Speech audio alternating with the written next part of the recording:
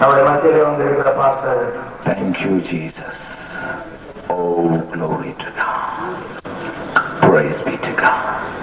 Wonderful God. தேவனே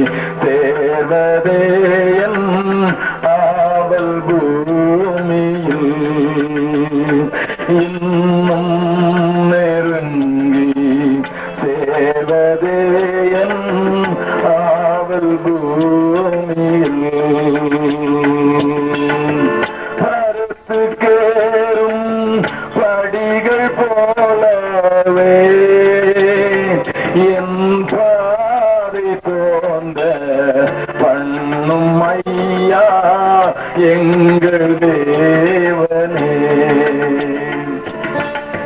கிருபையாக நீர் எனக்கு தருவதெல்லாம் உமதண்டை அருமையாக என்னை சேர்க்கும் அன்பின் தூதன் ஆக செய்யும் தேவனே நான்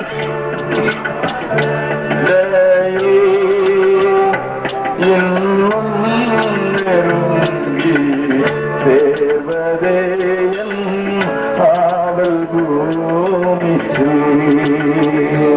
இன்னும் நெருங்கி சேர்வதே என் ஆவல் பூமி இயேசுவின் மூலம் ஜெபங்கள் நல்ல பிதாவே. ஏன் இதை குறித்து இத்தனையாய் நான் உங்கள் மத்தியில் வற்புறுத்துகிறேன் என்பதற்கு ஒரு வசனத்தை சொல்லுவேன் என்றால் நலமாயிருக்கும் என்று நினைக்கிறேன். நாம் ஒரு கொடிய காலத்தை நோக்கி வேகமாக ஓடிக்கொண்டிருக்கிறோம்.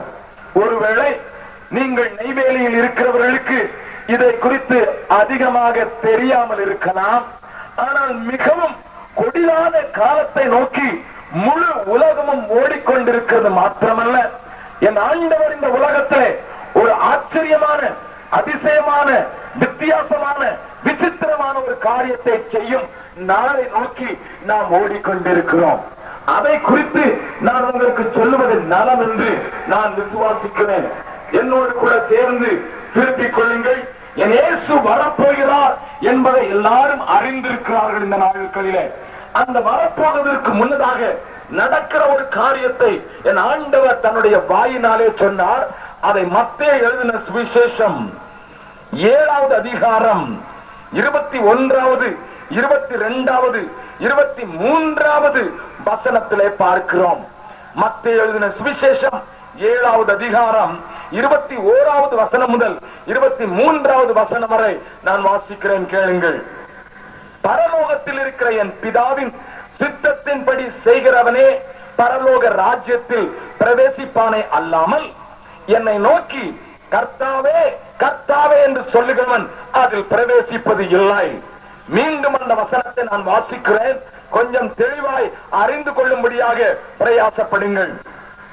பரலோகத்தில் இருக்கிற என் பிதாவின் சித்தத்தின்படி செய்கிறவனே பரலோக ராஜ்யத்தில் பிரவேசிப்பானே அல்லாமல் என்னை நோக்கி கர்த்தாவே கர்த்தாவே என்று சொல்லுகிறவன் அதில் பிரவேசிப்பதில்லை. அந்நாளில் அநேகர் என்னை நோக்கி கர்த்தாவே கர்த்தாவே உமது நாமத்தினாலே தீர்க்க தரிசனம் உரைத்தோம் அல்லவா, உமது நாமத்தினாலே பிசாசுகளை துரத்தினோம் அல்லவா, உமது நாமத்தினாலே அநேக அற்புதங்களை செய்தோம் அல்லவா என்பார்கள். அப்பொழுது நான் ஒரு காலம் உங்களை அறியவில்லை, அக்கிரம செய்கைக்காரரே என்னை விட்டு அகன்று போங்கள் என்று அவர்களுக்கு சொல்லுவேன். இங்கே என் ஆண்டவர் ஒரு நாளை குறித்து சொல்லுகிறார். அந்த நாளிலே ஆண்டவர் தெளிவான ஒரு காரியத்தை செய்ய போகிறாராம். என்ன செய்ய போகிறார்? ஒரு பக்கத்திலே தேவனுடைய சித்தத்தை செய்கிற மக்களையும், இன்னொரு பக்கத்தில் தேவனுடைய சித்தத்துக்கு எதிர்த்து நிற்கிறவர்களையும் இரண்டாக பிரிக்க போகிறார். ஒருவேளை தேவனுடைய சித்தத்தை எதிர்த்து நிற்கிறவர்கள் அவருடைய நாமத்தை உபயோகப்படுத்தி இருக்கலாம், அதிசயங்களையும் அற்புதங்களையும் செய்திருக்கலாம், தீர்க்க தரிசனங்களை கூட உரைத்திருக்கலாம். ஆனால் என் ஆண்டவர் தெளிவாக சொல்கிறார், என் பிதாவின் சித்தம் செய்கிறவனே அல்லாமல் வேறு ஒருவனும் பரலோகத்தில் பிரவேசிப்பது இல்லை. அருமையான தேவனுடைய பிள்ளையே, என்னுடைய வார்த்தைகள் கண்டிப்பாக இருந்தாலும் என்னுடைய உள்ளத்தின் ஆழத்திலே ஒரு பெரிய பாரம் உண்டு. என்னுடைய உள்ளத்தின் ஆழத்திலே அனைத்து பேரையும் குறித்து ஒரு பெரிய அன்பின் கலக்கம் உண்டு. ஆகையினால் தான் தெளிவாய் திட்டமாய் எப்படியாயிலும் தேவனை குறித்த சரியான அறிவையும் தேவ சித்தத்தை குறித்த தெளிவையும் நீங்கள் அறிந்து கொண்டு செயல்பட வேண்டும் என்பதற்காக மிகுந்த ஆதங்கத்தோடு கண்ணீரோடு நான் உங்கள் மத்தியிலே பிரசங்கிக்க வாஞ்சிக்கிறேன். இது இந்த வசனங்களின் அடிப்படையிலே பார்த்தால் இது தேவனுடைய வீட்டிற்குள் தான் நடக்கிறதாக நீங்கள் அறியலாம். ஏனென்றால் இரண்டு சாராரும் ஆண்டவருடைய வீட்டிலேயே இருப்பதாகத்தான் வேதம் வாக்கு சொல்லுகிறது. ஆகையினாலே இன்னொரு வசனத்தை கூட நான் உங்களுக்கு வாசித்துக் கொடுக்க விரும்புகிறேன். 1 பேதுரு எழுதின முதலாவது நிருபம் 4வது அதிகாரத்தில் பேதுரு எழுதுகிற ஒரு காரியத்தை நான் உங்களுக்கு வாசித்து காண்பிக்க விரும்புகிறேன். 1 பேதுரு 4வது அதிகாரம் 17வது 18வது வசனத்தை வாசிக்கலாம். 1 பேதுரு 4வது அதிகாரம் 17வது 18வது வசனத்தை வாசிக்கலாம். வீட்டிலே துவங்கும் காலமாய் இருக்கிறது, நம்மிடத்திலே அது துவக்கினார். தேவனுடைய சுவிசேஷத்திற்கு கீழ்ப்படியாதவர்களின் முடிவு என்னமாயிருக்கும்? நீதிமானே ரட்சிக்கப்படுவது அரிதானால் பக்தி இல்லாதவனும் பாவியும் எங்கே நிற்பான்? அருமையான தேவனுடைய ஜனமே, என் ஆண்டவருடைய வசனம் தெளிவாய் ஒரு காலத்தை குறித்து போதிக்கிறது. அது என்ன காலமாம்? தேவனுடைய நியாய தீர்ப்பு அவருடைய வீட்டிலே துவங்கும் காலமாயிருக்கிறது. ஒரு முக்கியமான காலகட்டத்திற்குள் நாம் அனைவரும் வந்து கொண்டிருக்கிறோம். இதை நீங்கள் அறிய வேண்டும் என்பதற்காக தெளிவான ஒரு சிறிய செய்தியை உங்கள் மத்தியிலே வைத்துவிட்டு நான் கடந்து போக விரும்புகிறேன். தேவனுடைய நியாய தீர்ப்பு அவருடைய வீட்டிலே துவங்குகிற காலம் அது முந்தி நம்மிடத்தில் துவக்கும் என்று சொல்லப்பட்டிருக்கிறது. நன்றாய் கேட்கும்படியாக கேட்கிறேன். சமீபத்தில் கலிபோர்னியா ஸ்டேட் என்று சொல்லப்படுகிற அமெரிக்க ஐக்கிய நாடுகளின் ஸ்டேட்டிலே பெரிய ஒரு புயல் வீசிட்டு, ஆனால் அந்த புயல் வேறு எந்த பொருளையும் தாக்கவில்லை, எந்த மரத்தையும் அசைக்கவில்லை. ஒன்றை மாத்திரம் செய்தது, ஒரு பெரிய ஆலயத்திற்கு ஊடாக உருவி போய் அங்கே இருந்த 250 பேரை கொன்று போட்டு விட்டது என்று செய்தித்தாளில் செய்தி வந்தது. நீங்கள் கேட்கலாம், ஏனையா பக்தியோடு தானே போனார்கள், ஆலயத்திற்குள் தானே போனார்கள், அவர்கள் ஏன் அழிக்கப்பட்டார்கள் என்கிற ஒரு பெரிய சிந்தனை, ஒரு பெரிய கேள்வி உங்களுக்குள்ளே ஆரம்பித்திருக்கலாம். நான் சொல்லுகிறதை நன்றாய் கேளுங்கள். அவர்கள் ஏன் அழிக்கப்பட்டார்களாம்? என் வேதம் சொல்லுகிறது. அங்கே செய்தியை அறிந்தவர்கள் எனக்கு சொன்னார்கள், என்ன நடந்தது? ஆண் புணர்ச்சிக்காரர்களை அவர்கள் அங்கீகரித்து ஆணுக்கும் ஆணுக்கும் திருமணம் செய்வதற்கு ஒப்புதல் நடத்தி ஆணுக்கும் ஆணுக்கும் திருமணம் செய்வதற்கு அவர்கள் சம்மதித்ததினால் தேவ கோபாக்கினை அவர்கள் ஆலயத்திற்கு ஊடாக கடந்து சென்றது. 250 பேர் அழிக்கப்பட்டார்கள். தேவ ஜனமே, ஏதோ யாரையோ குறை சொல்ல வேண்டும் என்பதற்காக அல்ல, ஒரு முக்கியமான காலத்திற்குள் நீங்களும் நானும் வந்திருக்கிறோம் என்பதை நீங்கள் அறிய வேண்டும் என்பதற்காக நான் சொல்லுகிறேன். அமெரிக்க ஐக்கிய நாடுகளிலே இன்றைக்கு சாத்தானை வணங்குகிறவர்கள் ஏராளமாக மாறிவிட்டு இருக்கிறார்கள். இந்த சாத்தானை வணங்குகிறவருடைய கூட்டத்தில் நடக்கிற ஒரு காரியத்தை நான் உங்களுக்கு சொல்கிறேன். எப்படி நாம் ஆண்டவரை நோக்கி பல மண்டலங்களில் இருக்கிற எங்கள் பிதாவே உம்முடைய நாமம் பரிசுத்தப்படுவதாக, உம்முடைய ராஜ்யம் வருவதாக என்று ஜெபிக்கிறோமோ, அப்படியே அமெரிக்க ஐக்கிய நாடுகளிலேயும் ஐரோப்பாவிலும் ஏன் இந்தியாவுக்கு வந்துவிட்டது. அப்படிப்பட்டவர்கள் எங்கள் பாதாளத்தில் இருக்கிற எங்கள் லூசிபராகிய பிசாசானவரே உம்முடைய நாமம் மகிமைப்படுவதாக, உம்முடைய ராஜ்யம் இந்த பூமியிலே தங்கி இருப்பதாக என்று அவர்கள் ஜெபிக்கிறார்கள், உபவாசிக்கிறார்கள், பலி செலுத்துகிறார்கள். அந்த அமெரிக்காவிலே விஞ்ஞானம் வளர்ந்து விட்டிருக்கிற அந்த அமெரிக்காவிலே கம்ப்யூட்டரினால் உலகத்தை அரசாண்டு விடலாம் என்று நினைக்கிற அமெரிக்காவிலே விண்வெளிக்கு கலங்களை செலுத்தி அதன் மூலம் பல சோதனைகளை நடத்தி கொண்டிருக்கும் அமெரிக்காவிலே நடக்கிறதை நான் சொல்கிறேன். ஏதோ காட்டு மிராண்டிகள் மத்தியில் அல்ல, அவர்கள் மத்தியில் நடக்கிறதை சொல்கிறேன். என்ன நடக்கிறது தெரியுமா? ஒரு நாளைக்கு கிட்டத்தட்ட 110 பிள்ளைகள் அல்லது மற்றவர்கள் சாத்தானுடைய கோயில்களிலே இரத்த பலியாக பலி செலுத்தப்படுகிறார்கள். அவர்கள் எல்லாரும் கூடி 3 வருடங்களுக்கு முன்னதாக ஒரு மகாநாட்டை நடத்தினார்கள். ஒருமைப்பாட்டு மகாநாடு நடந்தது. நாம் ஆண்டவரை அறிந்தவர்கள் தான் ஒன்றாய் வருவதில்லை. சாத்தான் ஒன்றாய் வருவதற்கு ஆயத்தமாகத்தான் இருக்கிறான். சாத்தானை வணங்குகிறவர்கள் அனைவரும் ஒரு இடத்திலே மகாநாட்டுக்கு கூடினார்கள். அவர்கள் இரத்த கையெழுத்திட்டு ஒரு தீர்மானம் நிறைவேற்றினார்கள். அது என்ன தெரியுமா? நான் சொல்லுகிறதை நன்றாய் கவனியுங்கள். அந்த தீர்மானம் என்ன? சாத்தானே, இன்றைக்கு ஒரு நாளைக்கு 110 பேரை தான் நாங்கள் கொலை செய்கிறோம். அவனுடைய ரத்தத்தை தான் உனக்கு கொடுக்கிறோம். ஆனால் வரும் நாட்களிலே ஒரு செகண்டுக்கு ஒரு ஆளை கொலை செய்து அதன் மூலம் ரத்த பசியை தீர்ப்போம் என்று அவர்கள் ரத்த கையெழுத்திட்டு ஒரு தீர்மானம் நிறைவேற்றினார்கள். சகோதரா, எங்கேயோ காடுகளிலே காட்டு மிராண்டிகளின் மத்தியில் நடக்கிறதல்ல, விஞ்ஞானத்தின் கொப்புக்கு சென்று விட்ட, உச்சிக்கு சென்று விட்ட அவர்கள் செய்கிற காரியத்தை உனக்கு சொல்கிறேன்.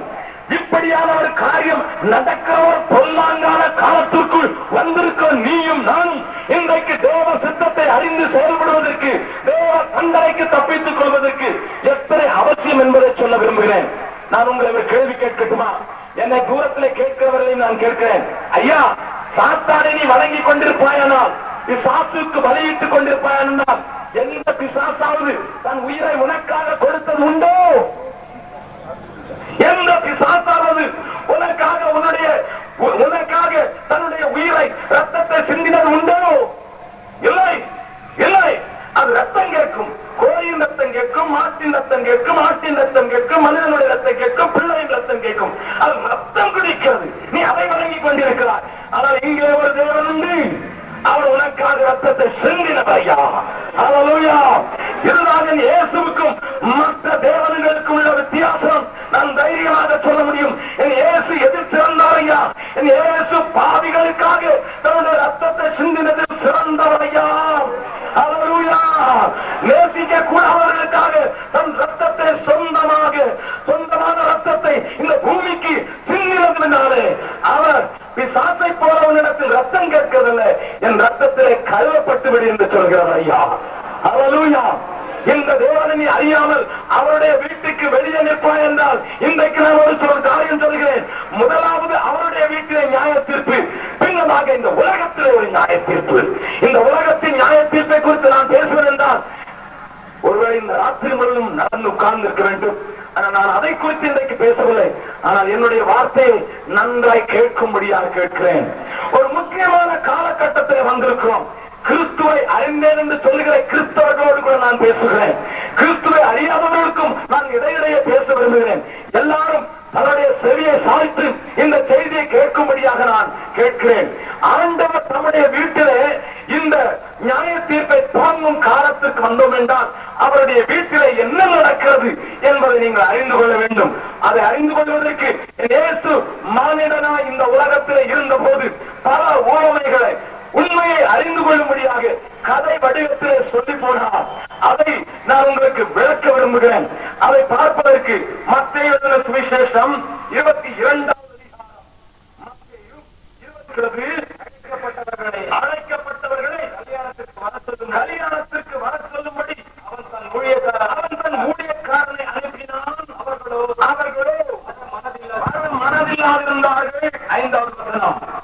அழைக்கப்பட்டவர்களோ அதை அசட்டை பண்ணி ஒருவன் தன் வயலுக்கும் ஒருவன் தன் வியாபாரத்திற்கும் போய்விட்டார்கள். மற்றவர்கள் அவன் ஊழியக்காரரை பிடித்து அவமானப்படுத்தி விட்டார்கள். நன்றாய் கவனியுங்கள். இயேசு யூதர்களோடு கூட பேசுகிறார். யூதர்களுக்குத்தான் முதலாவது ரட்சிப்பின் செய்தி வந்தது. அவர்கள் ஆண்டவரின் விருந்து சாலையில் பிரவேசிப்பதற்கு அழைப்பு கொடுக்கப்பட்டவர்களாக இருந்த போதும் அவர்கள் அசட்டை பண்ணிவிட்டபடினால், அவர்கள் அதை தள்ளிவிட்டபடினால், அது வேண்டாம் என்று சொல்லிவிட்டபடினால், வந்து செய்தி சொன்னவர்களை அவமானப்படுத்தி கொலை செய்தபடினால் அந்த ரட்சிப்பின் சுவிசேஷம் சகல ஜாதிகளுக்கும், உலகத்தில் இருக்கிற சகல ஜாதிகளுக்கும் கொடுப்பதற்கு தேவன் சித்தமுள்ளவனானார். ஹல்லேலூயா. ஒருவன் அசட்டை பண்ணினாலும் மற்றவரை அளவழைத்துக் கொள்ளும் ஆண்டவருடைய அன்புதான் எத்தனை பெரியது. புற ஜாதிகளாய் இருந்தவர்களுக்கு ஆண்டவரின் அன்பு சுவிசேஷம் போனதை குறித்து என் ஆண்டவர் அந்த ஓமையை தொடர்ந்து பேசுகிறார். அப்படி 8வது வசனத்திலிருந்து வாசியுங்கள். அப்பொழுது அவன் தன் ஊழியக்காரரை நோக்கி கல்யாண விருந்து ஆயத்தமாயிருக்கிறது. அழைக்கப்பட்டவர்களோ அதற்கு அபாத்திரராய் போனார்கள். ஆகையால் நீங்கள் வழிச்சந்துகளிலே போய் காணப்படுகிற யாவரையும் கல்யாணத்திற்கு அழைத்துக் கொண்டு வாருங்கள் என்றான். அந்த ஊழியக்காரர் புறப்பட்டு வழிகளிலே போய் தாங்கள் கண்ட நல்லார் பொல்லார் யாவரையும் கூட்டிக் கொண்டு வந்தார்கள். கல்யாண சாலை விருந்தாளிகளால் நிறைந்தது. இதை கொஞ்சம் விளக்கிவிட்டு நான் தொடர்ந்து பேச விரும்புகிறேன். நன்றாய் கவனியுங்கள். அழைக்கப்பட்டவர்கள் அசட்டை பண்ணிவிட்டார்கள். ஆகையினாலே ராஜா தன்னுடைய ஊழியக்காரரை தெருக்களில் அனுப்புகிறான், வழிச்சந்துகளில் அனுப்புகிறான், மும்முனைகளில் அனுப்புகிறான். பொங்கல் போய் மற்றவர்களை வழியிலே காணப்படுகிற நல்லாரையும் பொல்லாரையும் அழைத்துக் கொண்டு வாருங்கள் என்று சொல்கிறான். ஐயா, இன்றைக்கு ஆண்டவர் மலையின் மேலே, கல்வாரி மலையின் மேலே உண்டாக்கி வைத்திருக்கிற விருந்து நல்லாருக்கும் சொந்தம், பொல்லாருக்கும் சொந்தம். ஹல்லேலூயா. வேதம் சொல்கிறது, இயேசு மலையிலே ஒரு விருந்தை ஆயத்தம் பண்ணுவார். அதிலே புசிப்பதற்கு பூமியில் உள்ள சகல ஜனங்களையும் சகல ஜாதிகளையும், அவன் எந்த மதத்தை சேர்ந்தவனாயிருந்தாலும், எந்த நாட்டை சேர்ந்தவனாயிருந்தாலும், எந்த பாஷைக்காரனாயிருந்தாலும் அவனுக்கு ஒரு அழைப்பை கொடுக்கிறார். பக்தன் பாடுகிறான், வருவாய் தருணம் இதுவே அழைக்கிறரே, வல்ல ஆண்டவர் இயேசு வந்தை, வருவாய் தருணம் இதுவே அழைக்கிறரே, வல்ல ஆண்டவர் இயேசு வந்தை, வாழ்நாளை எல்லாம் வீணாளா வருத்தத்தோடு கழிப்பதும் வாழ்நாளை எல்லாம் வீணாளா வருத்தத்தோடு கழிப்பதும் வந்தவர் பாதம் சரணடைந்தான். உனக்கு நல்லவன் பொல்லாதவன் என்றெல்லாம் பேர். நீ உள்ளே வந்து விட்டால் நீ தேவனுடைய விருந்தாளி. கர்த்தருடைய பரிசுத்த நாமத்துக்கு ஸ்தோத்திரம். ஹல்லேலூயா. இதை நினைக்கும் போது என்னுடைய உள்ளமெல்லாம் மகிழ்கிறது. நான் 2 பேருடைய உதாரணத்தை சொல்கிறேன். நீங்கள் அறிந்திருக்கிறபடி நான் பீகாரிலே கடந்த 22 வருடங்களாக ஊழியம் செய்து வருகிறேன். இந்த ஊழியத்தில் நாங்கள் கண்ட அநேக காரியங்களை நான் அங்கே சொல்லுவது வழக்கம். கயாவுக்கு பக்கத்துல, அதாவது புத்தனுக்கு ஞானம் வந்ததே அந்த புத்த கயாவின் பக்கத்துல ஒரு ஊர் இருக்கிறது, டெக்காரி என்று சொல்லி. அந்த டெக்காரியில நாங்கள் கூட்டங்களை நடத்துவதற்காக போயிருந்தோம். கிறிஸ்துவின் நாமத்தை அறிந்திராத அந்த பட்டணத்துல, ஒரு சின்ன பட்டணம், அங்கே முதல் முறையாக சரித்திரத்திலேயே முதல் முறையாக கூட்டங்களை நடத்துவதற்கு நாங்கள் போயிருந்தோம். ராத்திரி கூட்டத்திலே கிட்டத்தட்ட ஒரு 500 பேர் முதல் நாள் கூட்டத்தில் வந்தார்கள். சுவிசேஷத்தை பிரசங்கித்தோம். அடுத்த நாள் காலையில கூட்டங்களை நடத்துவதற்காக பெரிய சாமியானாவை போட்டிருந்தோம். அங்கே அந்த துணி பந்தலை போட்டு நாங்கள் பாட ஆரம்பித்தோம். 9:30 மணிக்கு பாட ஆரம்பித்தோம். ஒரு பாட்டு பாடினார்கள், 2 பாட்டு பாடினார்கள், 3 பாட்டு பாடினார்கள். சகோதரர்கள் என்னோடு கூட வந்தவர்கள் கூட்டத்தில் ஒருவரும் வரவில்லை. அப்பொழுது என்னை பார்த்து கேட்டார்கள், அண்ணன் என்ன செய்வது, கூட்டத்தை நிறுத்தி விடலாமா என்று நான் சொன்னேன். இல்லை இல்லை, இன்னொரு பாட்டு பாடுங்கள், ஆட்கள் வருவார்கள் என்று சொன்னேன். உடனே அவர்கள் 4வது பாட்டு பாடும்போது 4 பேர் வந்தார்கள். நான் சொன்னேன், ஆட்கள் வருகிறார்கள், நன்றா உற்சாகமாய் பாடுங்கள் என்று. 4 பேர் வந்ததுல முதல்வனுக்கு 8 வயது, அடுத்தவனுக்கு 6 வயது, இன்னொன்னு 5.5 வயது, இன்னொரு குட்டி பிள்ளை. என்னை பார்த்து என்னுடைய சகோதரிகள் சிரித்தார்கள். அவர்கள் சொன்னாங்க, உங்களுக்கு பைத்தியம் பிடிச்சிட்டாங்க. அந்த பிள்ளைகளும் அங்க கூட்டத்துக்கு வரவில்லை, இங்க நிழல் இருக்கிறது கோலிக்காய் விளையாட வந்திருந்தாங்க. அவர்கள் கோலிக்காய் விளையாட நான் தானே பிரசங்கம் பண்ண வேண்டும் என்று சொல்லி தனியனாக 10,000 பேர் இருக்கிறது போல நான் பிரசங்கிக்க ஆரம்பித்தேன். 40 நிமிடம் இயேசு கிறிஸ்துவின் ரத்தம் செய்கிற காரியத்தை நான் அவர்களுக்கு பிரசங்கித்துக் கொண்டிருந்தேன். அங்கே எனக்கு பின்னராக இருந்த என்னுடைய சகோதரர்கள், என்னோட உடன் ஊழியக்காரர் சொன்னார்கள், நீங்கள் அழைப்பு கொடுத்தால் நாங்கள் தான் வர வேண்டியிருக்கும், ஒருவரும் இல்லாத இடத்துல இவர் இப்படி போட்டு சத்தம் போடுகிறாரே என்று என்னை கேலி செய்து கொண்டுதான் உட்கார்ந்திருந்தார்கள். ஆனால் என்னுடைய ஆவியிலே நான் உண்டப்பட்டவனாக இயேசு கிறிஸ்துவின் ரத்தம் இன்றைக்கு சகல பாவங்களை எப்படி நீக்குகிறது என்பதை நான் விவரித்துக் கொண்டு அவர்களோடு கூட பேசிக் கொண்டிருந்தேன். அங்கு ஒருவரும் இல்லை, ஆனாலும் பேசிக் கொண்டிருந்தேன். செய்தியின் முடிவில நான் ஒன்று சொன்னேன், நான் இப்பொழுது அழைப்பு கொடுக்க விரும்புகிறேன், நீ இயேசு கிறிஸ்துவின் ரத்தத்தை அறிந்து கொள்ள வேண்டும் என்றும் அதிலே குளிக்க வேண்டும் என்றும் அதிலே சுத்தப்பட வேண்டும் என்று விரும்பினார், நீ வரலாம் என்று அங்கே நான் அழைப்பு கொடுத்தேன். கூட்டத்தில் தான் ஒருவரும் இல்லையே, ஆகையினால அங்கு யாரும் வரலாம். என்னுடைய ஆவியானவர், எனக்குள்ள இருந்த ஆவியானவர் சொல்கிறார், நீ அழைப்பு கொடு என்று. 2வது முறை சொல்கிறேன், யாராயிலும் இன்றைக்கு இயேசு கிறிஸ்துவின் ரத்தத்திலே தன்னை சுத்திகரிக்க வேண்டும் என்றால் வாருங்கள் என்று சொல்கிறேன். ஒருவரும் வரவில்லை. கடைசியாக இப்பொழுது சொல்கிறேன், 3வது முறையாக என்று சொன்ன போது தூரத்தில் இருந்து ஒரு மனிதன், அவன் அந்த ஓரத்தில் வந்து நின்று கொண்டு கட்டையான முரட்டாட்டமான பெரிய மீசை வைத்திருந்த ஒரு மனிதன், 2 கண்களும் கோவைப்படும் போது சிறப்பாக இருந்தது. அவன் என்னை கூப்பிட்டான், நான் அவனை கூப்பிட்டான், அவன் என்னை கூப்பிடுகிறான். சரி, நீ வர இல்லைன்னா நான் தான் வருகிறேன் என்று சொல்லி போனேன். அங்கே போன போது அவன் என்னை, தனியாக வருகிறாயா, உன்னிடத்துல பேச வேண்டும் என்று சொன்னான். நாங்கள் ஒரு ஸ்கூல் மைதானத்திலே கூட்டத்தை நடத்தி கொண்டிருந்தோம். அந்த ஸ்கூல் பில்டிங்க்கு பின்னால போய் அவன் கேட்டான், நீ உண்மையாகத்தான் பேசினாயா என்று கேட்டான். எனக்கு ரொம்ப சந்தோஷம், நான் பேசுறதை யாரோ கேட்டுக்கொண்டிருக்கிறார்கள். அல்லேலூயா. நான் சொன்னேன், உண்மையாகத்தான் பேசினேன் என்று. அவன் சொன்னான், என்னை போல ஒரு ரத்த காட்டேரியை தேவன் ரட்சிக்க கூடுமோ, எனக்கு விளங்கவில்லை, நீ யார் என்று சொல்லி என்று கேட்டேன். அவன் சொன்னான், என்னுடைய பெயர் மகேந்திர பிரசாத். மகேந்திர பிரசாத் ஆகிய நான் நக்சல்வாதிகளின் கூட்டத்தில் இருக்கிறேன். இதுவரை 6 பேரை கொலை செய்திருக்கிறேன். நேற்றைய ராத்திரியில கூட்டமாக சென்றோம். எந்த கிராமத்துக்கு சென்றோம் என்று எனக்கு தெரியும், ஆனால் யாரை கொன்றோம் என்று தெரியாது. எதிர்த்தால் போல் வருகிற அனைவரையும் கொன்றோம். 150 பேரை கொன்றோம். நாங்கள் எல்லாருமாக சேர்ந்து 150 பேரை கொன்றோம். இந்த நேரத்தில் எனக்கு எதிர்த்தால் போல் வந்த மனிதனுடைய தலையை பிடித்து ஒரே சீவாக சீவனேன். அவனுடைய தலையின் கையிலே 2 நிமிடங்கள் இருந்தது. அவனுடைய கண்கள் என்னையே பார்த்து கொண்டிருந்தது போல இருந்தது. நிலவு வெளியிலே அவன் என்னையே முறைத்து பார்ப்பது போல இருந்தது. அந்த தலையை தூக்கி வயலிலே விட்டெறிந்து விட்டு நான் வந்து விட்டேன். வீட்டிலே வந்து உடை மாற்றினேன், குளித்தேன். ஆனால் நிம்மதி இல்லை. அவனுடைய முகம் எனக்கு முன்னதாக தெரிந்தது. ரத்தமாக என் கைகளெல்லாம் இருப்பது போல உணர்ந்தேன். கழுவி பார்த்தேன், அது போவதாக தெரியவில்லை. என்னுடைய ரத்தம் இல்லை, ஆனால் என்னுடைய உள்ளுணர்வு, நீ ரத்தக்கரை படிந்தவன்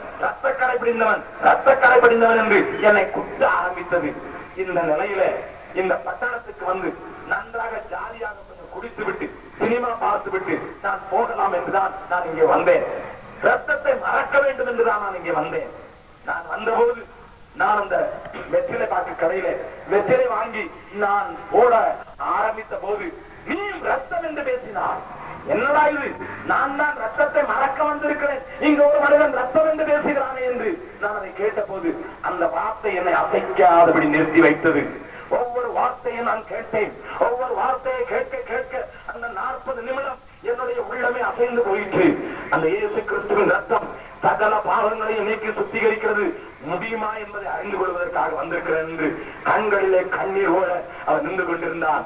வசனத்தை எடுத்து காண்பித்தேன். இயேசு உன்னை ரட்சிக்க முடியும் என்று சொன்னேன். அவன் முழங்கால் படியிட்டான், ரட்சிக்கப்பட்டான். இன்றைக்கு ரூபஸ் பிஹா என்று சொல்லப்படுகிற கிராமத்தில் ஒரு சின்ன ஆலயத்தை தன் வீட்டிலே கட்டி குடும்பமாய் ஆண்டவரை ஆராதித்து வருகிறான். அல்லேலூயா, அல்லேலூயா. பொல்லாதவனையா, பொல்லாதவன். அவனை கொண்டு போய் போலீஸ் ஸ்டேஷனுக்கு கொண்டு போனோம். அவர்கள் சொன்னார், சொன்னார்கள், எங்கள் போலீஸ் ஸ்டேஷனில் இன்னும் ரிப்போர்ட் வரவில்லை, நாங்கள் இவனை ஒன்றும் செய்ய முடியாது என்று சொல்லிவிட்டார்கள். ஐயா, நான் ஏதோ விளையாட்டுக்கு சொல்லவில்லை. பொல்லாதவர்களையும் என் ஆண்டவரால் சுத்திகரிக்க முடியும். ஹல்லேலூயா. இயேசுவாலாகாத ஒன்றுண்டோ, என் இயேசுவாலாகாததொன்றுண்டோ, என் இயேசுவாலாகாதது, என் இயேசுவாலாகாதது, என் இயேசுவாலாகாததொன்றுண்டோ, என் இயேசுவாலாகாததொன்றில்லை, என் இயேசுவாலாகாததொன்றில்லை, என் இயேசுவாலாகாதது, என் இயேசுவாலாகாதது, என் இயேசுவாலாகாததொன்றில்லை. எல்லாரும் பாடலாம்.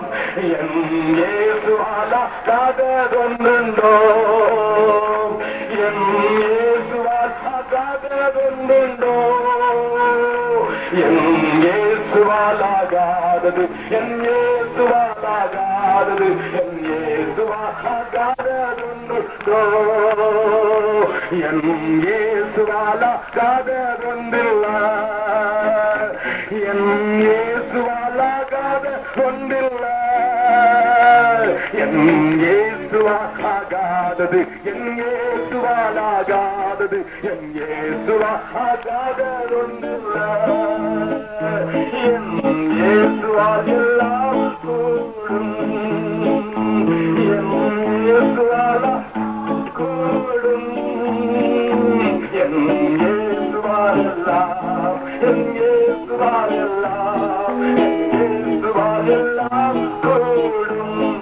சட்டம் ஒரு மனிதனை மாற்றுவதில்லை, போலீஸ் ஸ்டேஷன் ஒரு மனிதனை மாற்றுவதில்லை, சுரட்சாலை ஒரு மனிதனை மாற்றுவதில்லை, சமுதாயம் ஒரு மனிதனை மாற்றுவதில்லை, தாயின் தகப்பனும் அடிக்கிற கண்ணீர் அநேகரை மாற்றுவதில்லை, தன மனைவியுடைய கண்ணீர், பிள்ளைகளுடைய கண்ணீரை எத்தனை குடிகாரர்கள் பார்த்து விட்டார்கள் மாற்றுவதில்லை. மனிதனை மாற்றுவல்லோரும் கொலைகாரனும் நல்ல மனிதனாக மாற்றவில்லை. என் இயேசுவால் மாற்றவே முடியும். ஹல்லேலூயா. அவருடைய அன்பு மாற்றம் தான் இதை செய்யும். ஐயா, இதை செய்யும். மறுபடியும் பண்ணலாமா? என் இயேசுவாலாகாத ஒன்றில்லை, என் இயேசுவாலாகாத ஒன்றில்லை, என் இயேசுவாலாகாதது, என் இயேசுவாலாகாதது, என் இயேசுவாலாகாத ஒன்றில்லை. இந்த மனிதன் அந்த நாளிலே ஆண்டவரை ஏற்றுக்கொண்டான். நன்றாய் கவனிங்க. பொல்லாத மனிதன் ஆண்டவரின் அழைப்பை கேட்டான், காலடி எடுத்து வைத்தான். இன்றைக்கு அவனுக்கு பெயர் விருந்தாளி அல்லது விசுவாசி. ஹல்லேலூயா. இன்னொரு மனிதனை குறித்து சொல்கிறேன். நேபாளத்தின் ஓரத்தில பீகாரின் வாடகிலே என்னோடு கூட ரமேஷ் ஜா என்று சொல்லப்படுகிற ஒரு பிராமண நண்பர் ஊழியத்தில் இருக்கிறார். அவர் ஆண்டவரை ஏற்றுக்கொண்ட விதமே மிகவும் ஆச்சரியம். ரமேஷும் சாவித்திரியும் ஆண்டவருடைய ஊழியத்தை செய்கிறார்கள். அவருடைய மனைவி பெயர் சாவித்திரி. ஓடி ஓடி ஊழியம் செய்கிறவர்கள். அவர்கள் ஒரு கிராமத்துக்கு போகும்போது அங்கே ஒரு மனிதன் நிறுத்தினான். அவன் பெயரும் ஜாலா. அவர் சொன்னார், ஏய், நீ எனக்கு பாவத்தை குறித்து சொல்வதா? நான் பூமிக்கு அடியில விளையிற ஒண்ணும் சாப்பிடுறதில்லை, அதாவது கிழங்கு வகைகள் சாப்பிடுகிறது இல்ல, வெங்காயம் சாப்பிடுகிறது இல்ல, வெள்ளப்பூண்டு சாப்பிடுறது இல்ல, நான் சாப்பிடுறதெல்லாம் பூமிக்கு மேல இருக்கிறதா? நான் பாவம் செய்த நீ பாவின்னு சொல்றியா? என் சகோதரனுக்கு என்ன சொல்வது என்று தெரியவில்லை. அவர் சொன்னார், வைத்தியனே, நீயே உன்னை குணமாக்கிக்கொள். அந்த வசனத்தை எடுத்து காட்டி வாசித்து அனுப்பிவிட்டார். இந்த ஆள் வீட்டுக்கு போனான். தலை சுத்த ஆரம்பிச்சு. நம்மளையே நம்ம குணமாக்குறது எப்படி? நம்மளையே நம்ம குணமாக்குறது எப்படி? வைத்தியனே உன்னை சுகமாக்கிக்கொள். காலையில் எழுந்திரிச்சு 6 மணிக்கு வந்து என் ஊழியக்கார வீட்டு கத்த கட்டுறான். ஐயோ, எனக்கு ரட்சிக்கப்படுறதுக்கு வழி சொல்லையா? அல்லேலூயா. சமுதாயத்துல நல்லவன் பேர் அவனுக்கு. அவனும் இன்றைக்கு விசுவாசி. அல்லேலூயா. நல்லாரையும் பொல்லாரையும் என் ஆண்டவராக இயேசு கிறிஸ்து தன்னுடைய வீட்டில ஏற்றுக்கொள்கிற ஒரு நல்ல ஆண்டவர். ஐயா, நல்ல ஆண்டவர். இந்த விருந்தாளிகளைத்தான் குறித்து வேதம் சொல்லுகிற ஒரு காரியத்தை நீங்கள் அறிய வேண்டும். நல்ல கவனி. வாசிக்கலாம், தொடர்ந்து வாசிக்கலாம்.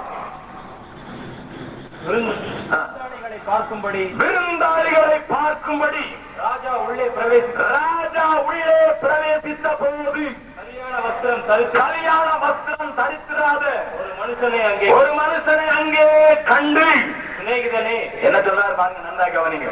சிநேகிதனே, நீ கல்யாண வஸ்திரம் இல்லாதவனாய் இங்கே எப்படி வந்தாய் என்று கேட்டான். அதற்கு அவன் பேசாமல் இருந்தான். நன்றாய் கவனிங்க. இப்பொழுதுதான் நான் பிரசங்க வாக்கியத்துக்கு தொடங்கினேன். தேவனுடைய ராஜ்யத்தின் நியாய தீர்ப்பு தேவனுடைய வீட்டில் துவங்கும் காலத்தில் இருக்கிறது என்பதை குறிக்கும்படியாக ஒரு சம்பவம் நடக்கிறது. எல்லாரும் விருந்து சாலைக்குள் இருந்தார்கள். யூத பாரம்பரியத்தின்படி விருந்து வீட்டுக்கு வருகிறவர்களுக்கு வாசலிலே வைத்து ஒரு ஆடை கொடுப்பார்கள். அவர்கள் பணக்காரராய் இருந்தாலும் ஏழையாய் இருந்தாலும் ஒரு ஆடையை போட்டுக் கொண்டுதான் அவர்கள் திருமண வீட்டுக்கு வர வேண்டும். ஏழை செய்வார்கள். ஒரு வாசல் திறந்திருக்கும். அதன் வழியாக பிரவேசிக்கிறவர்களுக்கு மாற்று வஸ்திரம் போல கல்யாண வஸ்திரத்தை கொடுப்பார்கள். இதற்கு இரண்டு காரணங்கள். ஒன்று, நம்முடைய பள்ளிக்கூடத்துல எல்லாம் யூனிஃபார்ம் அல்லது சீருடை எதுக்கு வைத்திருக்கிறோம்? பணக்கார வீட்டு பிள்ளை, ஏழை வீட்டு பிள்ளைன்னு வித்தியாசம் தெரியாம இருக்கிறது. எல்லாரும் ஒன்று என்று சொல்வதற்காக அவர்களுக்கு உள்ளே வரும்போது ஒரு சீருடையை கொடுப்பது வழக்கம். இரண்டாவது, அவர்கள் போட்டிருக்கிற ஆடை ஆதாரம் விழுந்து கெட்டுப்போய் கூடப்படாது என்பதற்காக கொடுப்பார்கள். இது யூதருடைய பாரம்பரியம். இந்த பாரம்பரியத்தின்படி இங்க ராஜா வீட்டுக்கு வருகிற எல்லாருக்கும் வஸ்திரம் கொடுத்தான். ஆனால் இந்த மனிதனும் ஒரு மனிதன் மாத்திரம் அதுல வஸ்திரம் இல்லாதவனாக இருக்கிறான். என் ஆண்டவர் அவனை பார்த்து சொல்லுகிறார். என்ன சொல்லுகிறார்? சிநேகிதனே, நீ எப்படி உள்ளே நுழைந்தாய்? நன்றாய் கவனியுங்கள் ஐயா, நன்றாய் கவனியுங்கள் அம்மா. இதுக்கு அர்த்தம் என்ன? இவன் ஒண்ணு திருட்டு வழியா வந்திருக்கணும். அதுதானே, ஒரு வழிதான் உண்டு. இந்த வழியை விட்டு விட்டு வேறு வழியாய், பக்க வழியாய், கள்ள வழியாய் வந்திருக்க வேண்டும். அல்லது அந்த உடை எனக்கு என்னுடைய உடை அதை காட்டிலும் சிறந்தது என்கிற சுய பெருமை அவனை ஆட்கொண்டிருக்க வேண்டும். இந்த இரண்டு காரணத்தின் நிமித்தமாகத்தான் அவன் வஸ்திரம் தரிக்காதவனாக, கல்யாண வஸ்திரம் தரிக்காதவனாக உட்கார்ந்திருக்கிறான். உங்க வீட்டுல இப்படிப்பட்ட ஒரு பங்கன் நடக்கும் போது ஒருவன் திருட்டுத்தனமா உள்ள வந்து உட்கார்ந்து இருக்கான், பந்தி உட்கார்ந்து இருக்கிறான்னா நீங்க அவனை பார்த்து என்ன சொல்லுவீங்க? திருட்டு ராஸ்கல், வெளியே போடா அப்படிதான் சொல்லுவீங்க.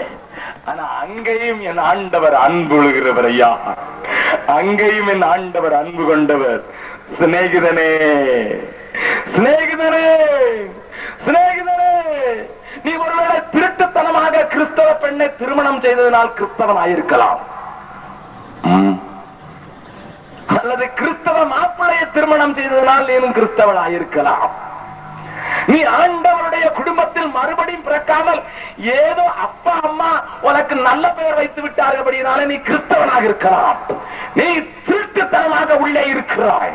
உன் தேவன் தருகிற ரட்சிப்பின் வஸ்திரத்தை நீ உடுத்திக் கொண்டது இல்லாமல் இருக்கலாம். ஆனாலும் ஆனாலும் ஆனாலும் உன்னை தேசிக்கிற இந்த நாளிலே உன்னை பார்த்து சொல்கிறார், சிநேகிதனே, சிநேகிதனே, மை ஃப்ரெண்ட். அவன் மாத்திரம் சொல்லி ஒரு மன்னிப்பு கேட்டிருந்தால், ஆண்டவரே தெரியாமல் செய்துவிட்டு இனி ஆயிலும் சரியாயிருந்திருப்பார் என்று மன்னிப்பு கேட்டிருந்தால் நிச்சயமாக என் ஆண்டவர் அவனை மன்னித்திருப்பார். ஆனால் அவனோ பேசாமல் இருந்தான். என்ன நடக்கிறது என்பதை அறிந்து கொள்ளும்படியாக நான் சொல்கிறேன். என்ன நடக்கிறது என்பதை அறிந்து கொள்ளும்படியாக சொல்கிறேன். இப்பொழுது ராஜாவின் வீட்டிற்குள் இருக்கிறீர்கள், மறந்து விடாதீர்கள். ராஜாவின் வீட்டிற்குள்ளே நடக்கிற காரியத்தை நான் உங்களுக்கு சுட்டிக்காட்ட விரும்புகிறேன். ராஜாவின் வீட்டுக்குள்ளே நடக்கிற நியாய தீர்ப்பை நீங்கள் அறிய வேண்டும் என்பதை காண்பிக்கிறேன். வாசிக்கலாம். அப்பொழுது ராஜா பணிவிடைக்காரரை நோக்கி நன்றாய் கவனியுங்கள் ஐயா. முதலிலேயும் இந்த பணிவிடைக்காரன் தான் தெருவிலே போய், சந்தியிலே போய், ஐயா வாருங்கள், ஐயா வாருங்கள், ஆண்டவர் உங்களுக்கு உண்டாக்கி வைத்திருக்கிற பந்தியிலே பங்கு பெற வாருங்கள் என்று சொன்னான். அதே பணிவிடைக்காரனுக்குத்தான் ஆண்டவர் அதிகாரம் கொடுத்திருக்கிறார். ஹல்லேலூயா, ஹல்லேலூயா. சில நேரங்கள்ல ஊழியக்காரன் அவன் யாரியா அப்படி என்று சொல்கிறவர்கள் உண்டு. ஊழியக்காரன் கூப்பிட்டு வருகிறவன் மாத்திரமல்ல, அவனை எதன் கெட்டவன் சொல்லுவான். ஹல்லேலூயா. பவுல் சொல்லும் போது சொல்லுகிறார், சாத்தான் கையில் இவனை ஒப்புக் கொடுக்கிறேன் என்று சொல்லுகிறார். அத்தனை தைரியம் உண்டு. ஏனென்றால் பணிவிடைக்காரன் ஆண்டவருக்கு பணிவிடை செய்கிறவன் உன்னை வருந்தி அழைக்கிறவன் மாத்திரமல்ல, உன் காலையும் கையும் கட்டி உன்னை நரகத்துக்கு அனுப்புவதற்கும் அவனுக்கு உரிமை கொடுக்கும் அளவுக்கு தேவன் அவனுக்கு அதிகாரம் கொடுத்து வைத்திருக்கிறார். மறந்து போகாதே. பணிவிடைக்காரன் நோக்கி மறுபடியும் வாசிக்கலாம். அப்பொழுது ராஜா பணிவிடைக்காரரை நோக்கி இவனை கையும் காலும் கட்டிக்கொண்டு போய் அழுகையும் பற்கடிப்பும் உண்டாயிருக்கிற புறம்பான இருளிலே போடுங்கள் ஐயா. சத்தம் கேட்டான், அழைப்பை ஏற்றுக்கொண்டான், ஓடி வந்தான், விருந்தாளியானான். ஆனால் தேவன் நியமத்தின்படி அல்ல, தேவன் சொன்னபடி அல்ல. தன் இஷ்டம் போல் தன்னுடைய நீதி அதை பார்த்துக் கொள்ளும் என்கிற தைரியத்திலே, தன்னுடைய நீதியின் ஆடை போதும் என்கிற தைரியத்திலே, என் வேதம் சொல்கிறது நம்முடைய நீதி எல்லாம் கந்தையா இருக்கிறதாம். நம்முடைய நீதி எல்லாம் கந்தையும் கூலமுமா இருக்கிறதையா. நீ என்னையா நன்மை செய்து விட முடியும்? நீங்க நன்மை செய்ய முடியும் நினைக்கிறீங்களா? நான் சில கூட்டங்களில் சொன்ன கதையை சொல்றேன். மனுஷங்கிட்ட நன்மையே கிடையாது ஐயா. உன் கை தொட்டா ஊர்கா கூட கெட்டு போகும். கரண்டி போட்டு எடுக்க கூடாதுன்னு உங்க வீட்டுக்கு அறமா சத்தம் போடுறா இல்லையா? அப்படிதானே? உன் கைப்படாம இருக்கிற வரைக்கும் சாம்பார் நல்லா இருக்கும். உன் கை பட்டுதுன்னா சாம்பார் அன்னையோட சரி இல்லையா? இல்லையா? யானை நடந்து போனா கூட புல்லு காயாது. ஆனா நீ நடந்து போனா அந்த படத்துல புல்லு முளைக்காது. அவ்வளவு யோக்கியம் நீங்கள் நானும். மனுஷன் அவ்வளவு யோக்கியா. மாடு 10 தடவை நடந்து போக வரும், அந்த இடத்துல புல்லு அப்படியே தான் இருக்கும். ஆனா நீயும் நானும் 2 தடவை நடந்து போனா போறோம், அந்த இடத்துல புல்லு கூட முளைக்காது ஐயா. மனிதனிடத்துல நன்மை ஏது ஐயா? மனிதனிடத்துல நன்மை ஏது? நான் எப்பொழுதும் சொல்கிற ஒரு கதையை சொல்கிறேன். ஒரு ஊர்ல ஒரே ஒரு ட்ரெயின் தான் உண்டு. அது காலையில போகும், சாயங்காலம் வரும். வேற பஸ் ஒண்ணும் கிடையாது, வெறும் ட்ரெயின் மாத்திரம் தான் உண்டு. அந்த ஊர்ல திடீர்னு அந்த ட்ரெயின் காலையில பிடிவதா, சாயங்காலம் போகும்போது அதை பிடிப்பதற்கு தூரத்து கிராமத்துல இருந்து 2 பேர் ஓடி வந்தாங்க. ஒருவன் ஒரு பைய தூக்கிட்டு ஓடி வந்தான், இன்னொருத்த கொஞ்சம் வாட்ட சாட்டமான ஆள், அவரால் ஓட முடியல. ட்ரெயின் வந்துட்டு அதனால அவர் கொஞ்சம் மெதுவா பின்னால ஓடி வந்தார். பின்னால தத்தக்குன்னு வேர்த்து விறுவிறுத்து வராரு. அவரு முன்னால போறவன் பைய தூக்கிட்டு ஓடி வரான். ஆனா கார்டு இவங்களை பார்க்கல, டிரைவர் இவங்களை பார்க்கல. அவர் பச்சை கொடியை காட்டிட்டாரு. அங்க ட்ரெயின் வேகமா போறதுக்கு விசில் கொடுத்துட்டு இவங்க இன்னொரு 50 மீட்டர் தூரத்துல நிற்கிறாங்க. என்ன செய்யறது, கொஞ்சம் வேகமா ஓடலான்னுட்டு கடைசி கம்பார்ட்மெண்ட்ல ஒரு பெரிய பைல்வான் ஒருத்தர் இருந்தார். அவர் இவங்களை பார்த்து பரிதாபப்பட்டார். ஐயோ, இவங்க இப்படி வேகமா வந்தோம், ட்ரெயின் போகுதே என்று சொல்லி அவருக்கு என்ன செய்யறதுன்னு தெரியல. சரி என்று சொல்லி அவர் யோசிக்கும் போது இந்த பைய தூக்கிட்டு வந்தவன் பக்கத்துல வந்துட்டான். அந்த தடிச்ச ஆள் மட்டும் கொஞ்சம் பின்னால இருந்தார். வேகமா வண்டி போறதுக்குள்ள இவர் தான் உயிரையும் பணை வச்சு அந்த ஆளை ஒரே தூக்கி உள்ள போட்டுட்டாரு. வண்டி வேகமா போச்சு. ஒரு ஆள் கீழே நின்றுட்டான், ஒரு ஆள் வண்டியில போயிட்டான். வண்டியில உளுந்தவன் உள்ள பையோட நிக்கிறவன் திருன்னு முழிக்கிறான். அந்த ஆள் கேட்டாரு, ஐயா, நான் உன்னை என் உயிர் போனாலும் பரவாயில்ல உன்னை தூக்கி உள்ள போட்டிருக்கிறேன், நீ எனக்கு ஒரு தேங்க்ஸ் சொன்னியாடா, ஒரு நன்றின்னு ஒரு வார்த்தை வராதா? அந்த ஆளு சொன்னான், நான் நன்றி எப்படி ஐயா சொல்லுவேன்? ஊருக்கு போக வேண்டிய ஆளு அந்த ஆளு, நான் வழி அனுப்ப வந்த ஆள் ஐயா. நான் பைய தூக்கிட்டு தான் ஐயா வந்தேன், நீர் என்னைய தூக்கி உள்ள போட்டிட்டீரு. இப்ப எனக்கு திரும்ப வர்றதுக்கு டிக்கெட்டு கூட காசு கிடையாது. நான் எங்க ராத்திரி தங்குவேன், எப்படி இருப்பேன்னு முழிக்கிறேன் யான்னு சொன்னான். மனுஷன் சில வேலையில நன்மை செய்யறேன்னு நினைச்சா கூட தீமைதான் ஐயா செய்வான். மனிதன் நன்மை செய்கிறான் என்று நினைத்தால் கூட தீமைதான் செய்வான். அருமையான தேவ ஜனமே, உன்னிலே உன் நீதி நன்மையை உண்டாக்கும் என்று நினைக்கிறாயோ? புண்ணியம் செய்து நீ புண்ணிய ஸ்தலங்களுக்கு செல்வதனால் உன் பாவம் தீர்ந்து விடும் என்று நினைக்கிறாயோ? பல அடிகள் செருப்பு போடாமல் நடந்து உன் கால்கள் புண்ணானால் தேவன் பார்த்து உன் பாவத்தை மன்னித்து விடுவார் என்று நினைக்கிறாயோ? இன்றைக்கு அப்படி அல்ல. பாவ தோஷம் நீக்கிட இயேசுவின் ரத்தம் சிந்தப்பட்டிருக்கிறது. ஹல்லேலூயா. அந்த ரத்தத்தினால் தான் உனக்கு மன்னிப்பு. அது கிருபையினால் கிடைப்பது, அது கிரியையினால் உண்டாகிறது அல்ல, உன்னுடைய நற்கிரியையினால் உண்டாகிறது அல்ல. கிரியையினால் ஒருவனும் ரட்சிக்கப்பட முடியாது. நீ எந்த மதத்தை சேர்ந்தவனாக இருந்தாலும் சரி. எனக்கு ஒரு தாயை தெரியும், காலையில் எந்திரிச்சு எறும்பு புத்தா தேடி அவ்வளவுக்கும் சீனி போட்டுக்கிட்டு இருப்பாங்க. நான் கேட்பேன், உங்க வீட்டுக்கு இன்னைக்கு காலையில பிச்சைக்காரங்க வந்தாங்க, எத்தனை ரூபா கொடுத்தீங்கன்னு. அவனுக்கு கொடுக்கறதா, இந்த எறும்பு பிழைச்சாலும் பிழைக்குமாங்க. எதுக்குன்னு கேட்டேன்.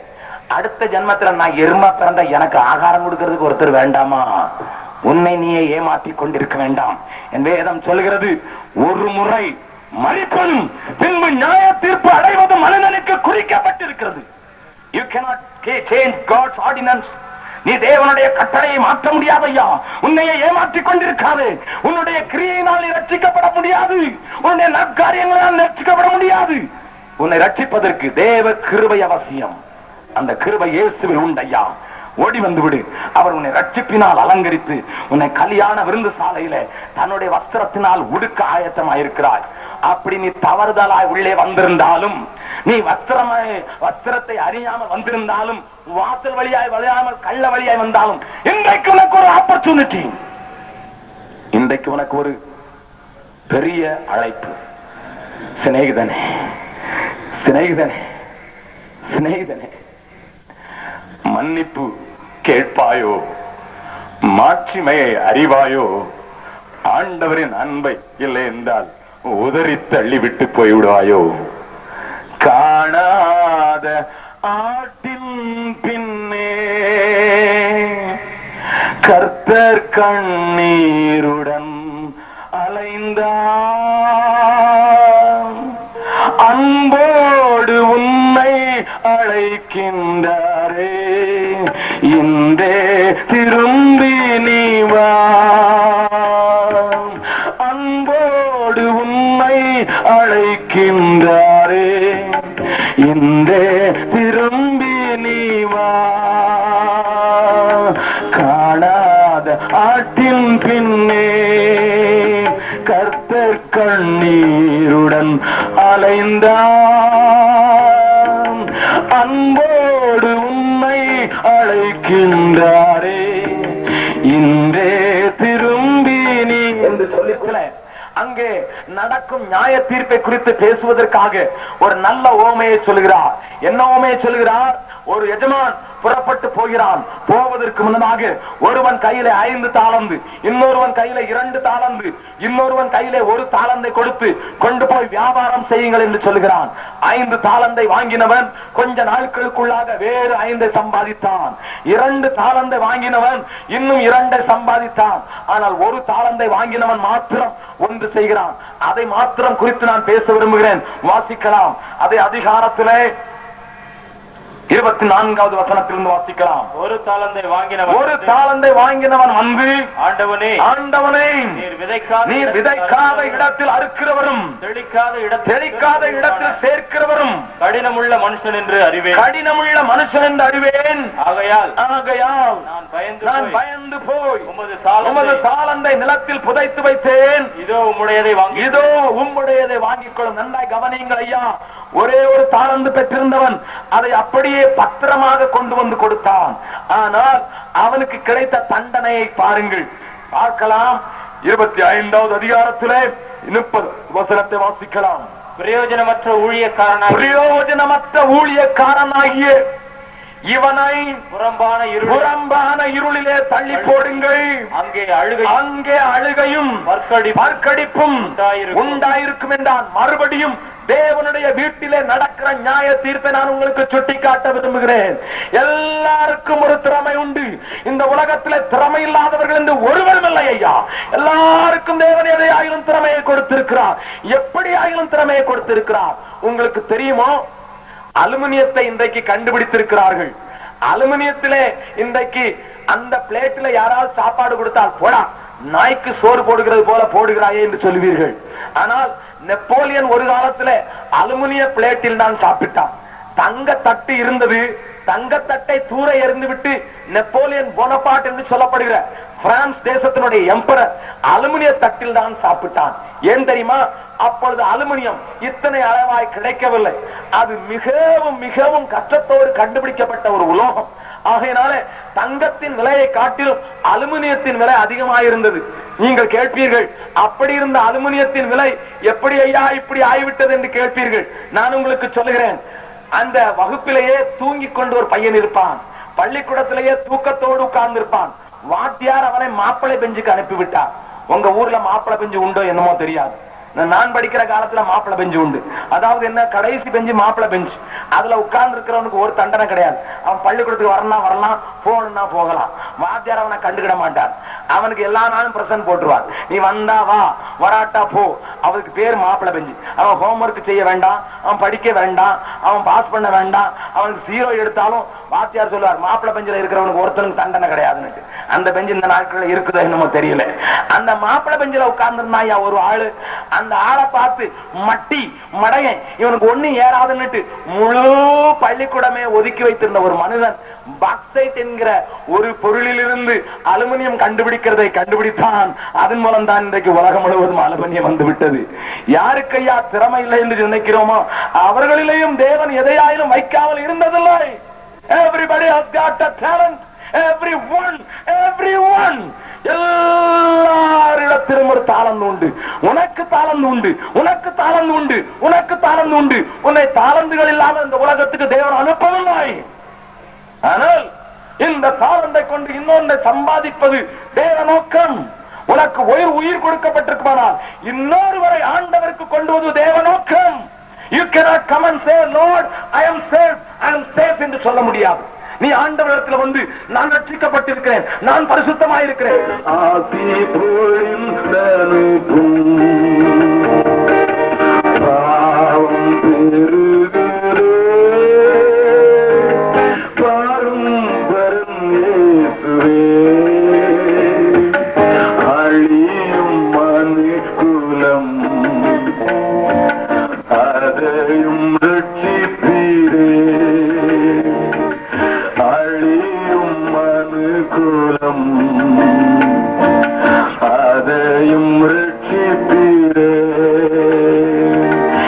எமது காரியமாகவே யாரை அனுப்பிடுவே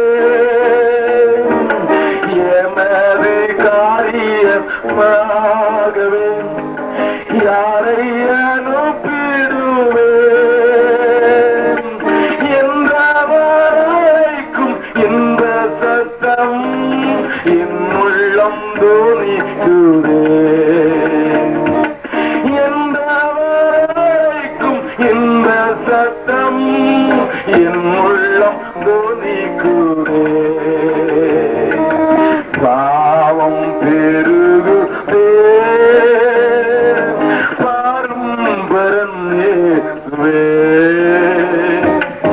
அழியும் மனுக்குலம்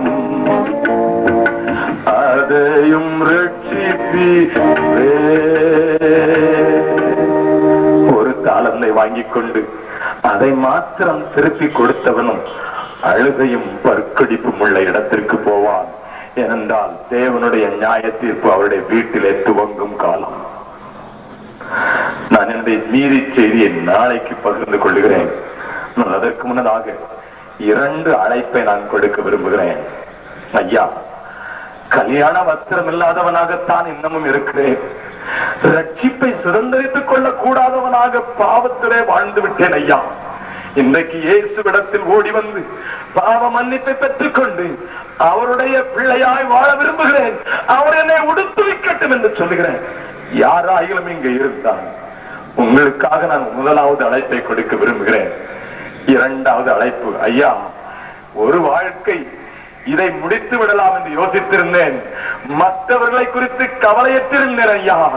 எப்படியாயிலும் என்னை கொண்டு இன்னும் சிலரை ஆண்டவருக்கு கொண்டு வருவதற்கு இனி உழைப்பேன், ஆத்ம பாரத்தோடு வாழ்வேன், புறப்பட்டு போவேன், செயல்படுவேன் என்று சொல்கிற 2வது அழைப்பை கொடுக்க வாஞ்சிக்கிறேன்.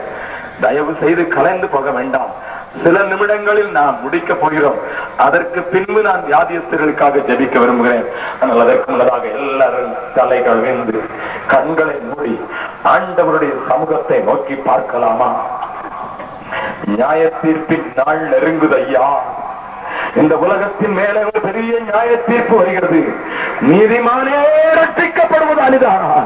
பக்தி இல்லாதவனும் பாவியும் என்ன செய்வான்? எல்லாருடைய கண்களும் மூடி இருக்கிறது.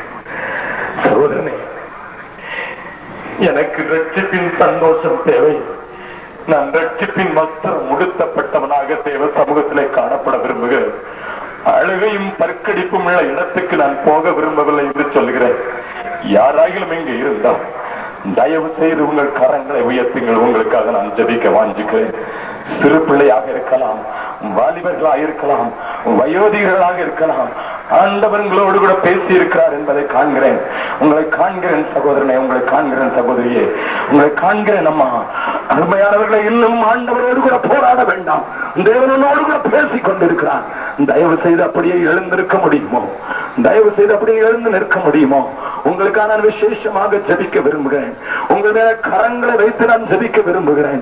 தேவன் உங்களை தொட்டு உங்களை பூரணமான மன்னிப்பின் நிச்சயத்துக்குள் கொண்டு வரத்தக்கதாக நான் உங்களுக்கு ஜெபத்திலே உதவி செய்ய விரும்புகிறேன். தயவு செய்து அப்படிப்பட்டவர்கள் முன்னதாக வந்து விடுங்கள். உங்களுக்காக நான் விசேஷமாக ஜெபிக்க விரும்புகிறேன். வெட்கப்பட வேண்டாம். தேவனுக்கு முன்பாக நீங்கள் வெட்கப்பட வேண்டிய அவசியம் இல்லை. அப்படியே எழுந்து முன்னதாக வந்து விடுங்கள். உங்களுக்காக நான் ஜெபிக்க விரும்புகிறேன். அல்லேலூயா, அல்லேலூயா. தயவு செய்து வாருங்கள்.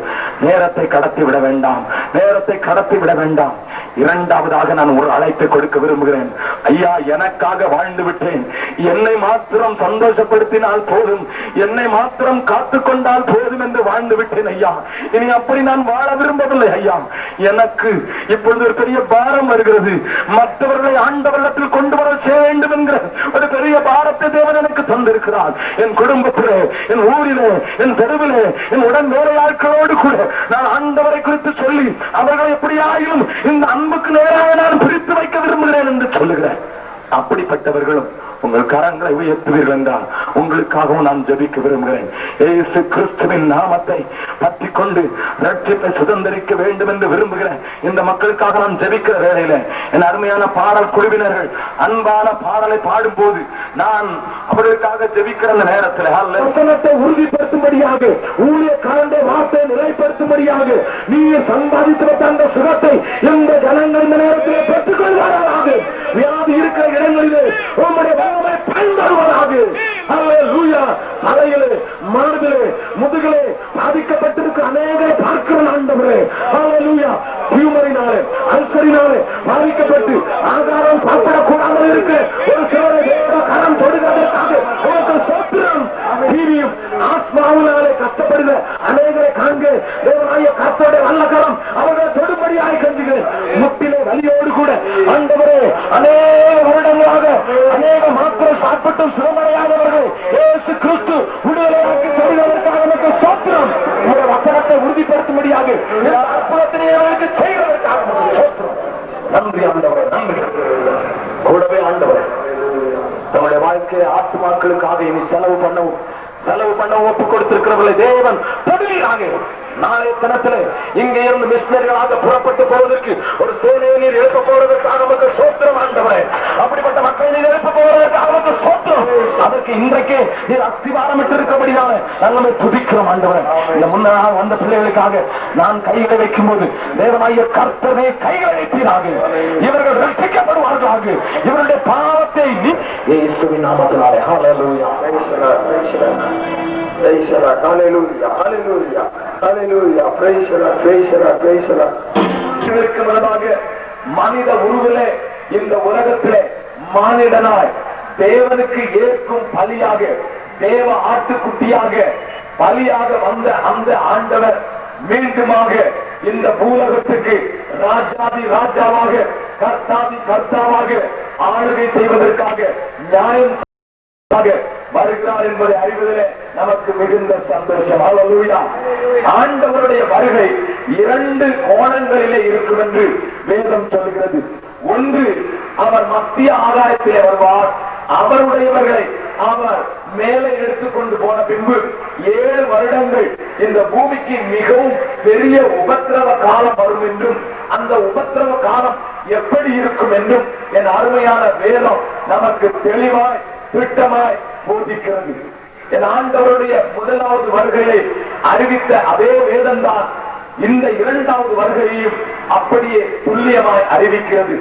ஆண்டவர் எங்கே பிறப்பார், எங்கே வருவார், எங்கே வாழ்வார், எப்படி மரிப்பார் என்பதெல்லாம் திட்டமாய் துல்லியமாய் தீர்க்கதரிசிகள் ஆயிரம் வருடங்களுக்கு முன்னதாக சொல்லி வைத்து போனபடியே என் ஆண்டவராகிய இயேசு கிறிஸ்து இந்த உலகத்திலே வந்தார்.